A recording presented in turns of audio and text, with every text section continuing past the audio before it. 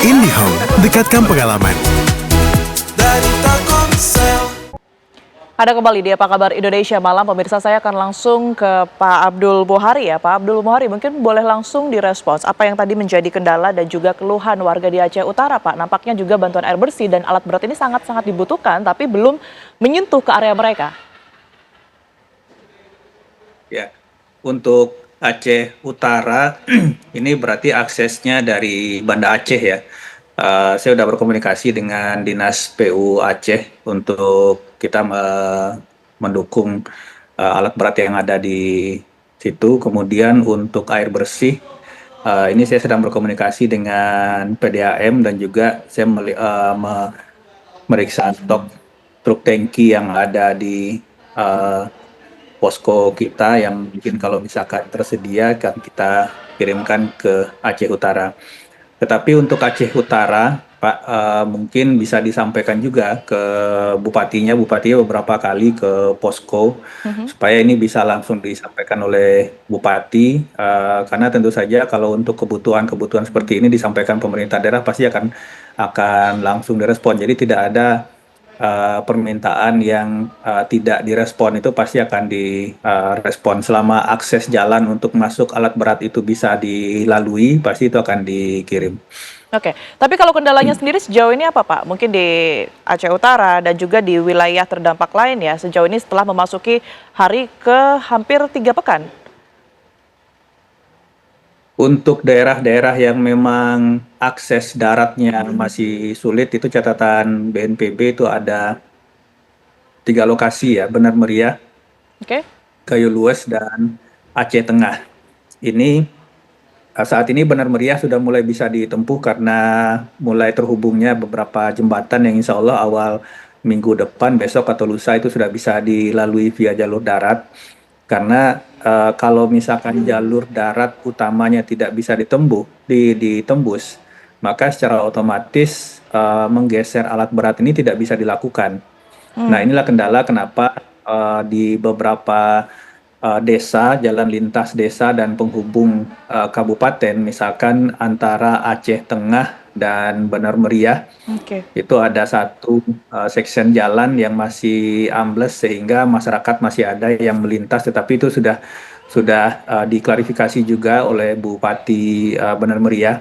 Tetapi yang ingin saya sampaikan begini, kalau misalkan akses jalan utama yang digunakan untuk menggeser alat berat itu masih sulit untuk ditembus, maka yang saat ini bisa digunakan adalah alat berat yang ada di kabupaten itu sebelumnya. Karena untuk masuk alat berat dari tempat lain itu masih akan menunggu jembatan atau jalan yang rusak penghubung itu bisa selesai diperbaiki. Tetapi saat ini jalan beberapa jembatan sudah hampir 100% yang kita harapkan di awal hingga tengah minggu depan itu sudah bisa dilewati oleh kendaraan roda 6 secara otomatis. Ini penggeseran alat berat juga akan lebih lancar. Nah, kalau alat berat sudah bisa digeser mendekati titik-titik yang jalan penghubung antar kecamatan, antar desa yang saat ini masih terputus, tentu saja upaya pemulihannya bisa lebih cepat. Oke, pemulihan cepat itu yang kemudian diharapkan oleh warga. Saya ke Pak Hamdani ya. Pak Hamdani, tanggapan Anda berkaitan dengan upaya yang kemudian ini sudah dijelaskan ya oleh pihak BNPB ini, nampaknya juga masih ada beberapa titik lokasi yang sulit diakses, Pak. Tapi saat ini akses itulah yang saat ini tengah diupayakan ya, agar pendistribusian bantuan ini bisa masuk ke salah satunya ke Aceh Utara. Ya, saya pikir kalau alat berat itu mau didatangkan ke Aceh Utara, itu sudah bisa dari Medan ya, Sumatera Utara, Aceh Tengah, Langsa, kemudian Aceh Timur, lanjut ke Aceh Utara.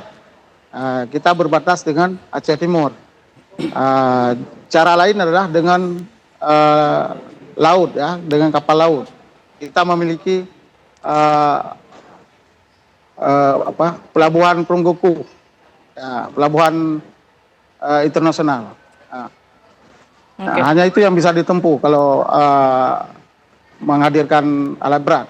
Saya pikir tidak ada kendala di jalan.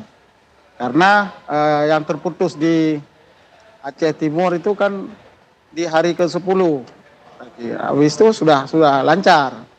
Ya. Tapi kalau di jalur laut udah hari pertama, hari kedua, ketiga dan itu memang udah lancar. Jalur laut sudah lancar. Menggunakan kapal kan. Nah, Baik, apakah sudah dilakukan dan memang betul lancar, Pak Abdul? Kalau dilakukan pendistribusian ataupun juga bantuan, salah satunya adalah alat berat melalui jalur laut? Mungkin yang paling visible itu adalah jalur darat dari ya? Medan ya. Ini akan kita coba karena proses pengangkutan alat berat dari jalur darat itu lebih visible untuk dilakukan. Saya akan coba cek posko kita di Medan. Tetapi sekali lagi kami BNPB selalu berkomunikasi dan berkoordinasi dengan pemerintah daerah. Jadi segala kebutuhan pemerintah daerah harusnya itu sudah tersampaikan kepada kami. Baik, kalau Jadi dari jalur laut, Pak Abdul, apa masalahnya? Yang saya sampaikan begini, jangan sampai terkesan bahwa ini kami tidak tahu karena tidak diberitahu atau hal-hal yang belum terpenuhi sebelumnya. Karena kita selalu membuka komunikasi setiap hari, setiap malam pukul 8 hingga pukul 9 malam. Di posko gubernur dengan semua pemerintah kabupaten kota. Oke, jadi di sini kita semua harapkan terinformasi di sana ya. Informasi kebutuhan itu tersampaikan untuk bisa kita salurkan. Baik. Tetapi ini akan saya tindak lanjuti. Ini kita akan lihat ketersediaan alat berat kita dari Medan. Kalau itu bisa digeser segera, nanti akan kita geser alat berat kita via darat dari Medan, Mbak. Oke, baik. Saya ke Pak Jeko ya. Pak Jeko, kalau kita melihat kemarin Presiden ini sudah datang ketiga kalinya, lagi-lagi seperti yang tadi mungkin sudah dikatakan oleh Pak Abdul untuk melakukan percepatan penanganan, semua bahu-membahu begitu ya. Tapi seberapa mungkin ini semua dilakukan dengan cepat, mungkin kurang lebih ya 2 pekan ke depan, 1 bulan begitu ya setidaknya, sehingga distribusi ini sudah benar-benar merata, diterima, dan apa yang paling utama untuk diperhatikan agar pemulihan ini bisa terasa oleh masyarakat? Ya, tentu kalau dengan kita bekerja saling bahu-membahu ya, semua akan dapat cepat kita lakukan ya. Dan yang penting saya kira kalau masyarakat sekarang itu tadi kebutuhan air tentu ya, itu adalah utama ya. Dan kemudian tentu kebutuhan makan ya. Dan BRIN juga saat ini sedang memberangkatkan Arsinum, air siap minum. Kebetulan sekarang sedang di atas kapal Roro yang menuju Belawan. Rencana nanti kami akan tempatkan itu di Tapanuli Tengah, kemudian di Takengon, dan satu lagi itu di daerah di Aceh, masih di Aceh juga gitu. Oke, dan maksud saya di Aceh Tamiang ya, di Aceh Tamiang. Iya, di Aceh Tamiang, karena kami sudah pelajari bahwa yang kalau Aceh Tamiang itu bisa ditempuh dari Medan itu sekitar 3-4 jam. Kemudian kalau daerah Takengon itu sekitar 8 jam. Yang paling jauh memang Tapanuli Tengah itu sekitar 12-13 jam dari Medan. Oke, Takengon darat juga ya, artinya bukan melalui bandara terdekat Rembele ya? Darat juga. Oke, baik. Bang Saud. Ya. Presiden kemarin dalam kunjungannya juga menyebutkan ya bahwa kedepannya berpesan agar lingkungan ini tetap dijaga. Tentunya apa yang menjadi aktivitas pemicu bencana alam ini dihentikan dan lain sebagainya. Tapi kalau Anda melihat, kalaupun ini nanti kedepannya dihentikan dengan bencana alam yang pernah terjadi sedemikian besarnya, sedemikian luasnya, apa mungkin bencana alam ini tidak terus-menerus menghantui masyarakat yang tinggal di sana? Saat ini kalau dalam teori kebencanaan kita mengenal istilah kerentanan. Jadi kerentanan yang terjadi saat ini tinggi. Jadi kalau dalam bicara kebencanaan itu ancaman dengan kerentanan itu menimbulkan risiko yang tinggi. Ancaman adalah yang tadi siklon Senyar itu yang membawa hujan yang besar kemudian menyebabkan longsor. Kerentanannya sudah tinggi. Mengapa? Kenapa? Karena tadi sudah ada kerusakan ekologinya begitu ya. Dan kemudian sempadan sungai itu banyak orang yang juga tinggal begitu ya. Jadi memang hal itu perlu diperbaiki. Salah satunya adalah melalui tata ruang. Kita harus tata kembali daerah mana yang risiko tinggi, yang harusnya katakanlah kita upayakan supaya mereka pindah dulu, supaya aman, ditempuh dengan mitigasi, supaya ancaman tadi bisa dikurangi. Plus long termnya adalah memperbaiki kerusakan ekologis tadi. Artinya hutannya dipulihkan kembali. Itu butuh waktu, Mbak. Nggak bisa 10 tahun mungkin lebih daripada itu.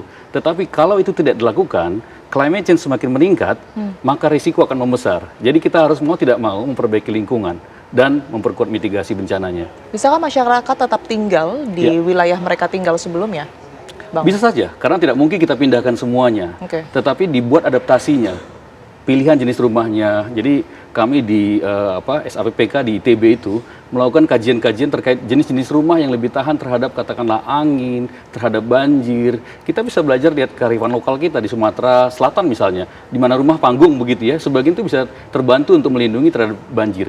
Tapi kalau banjir bandang mungkin nggak akan cukup karena pasti kekuatannya ada. Jadi harus ditambah mitigasi dan upaya-upaya lain-lainnya. Itu kita bisa punya, tekniknya juga ada, jadi kita bisa share kepada pemerintah dan juga masyarakat.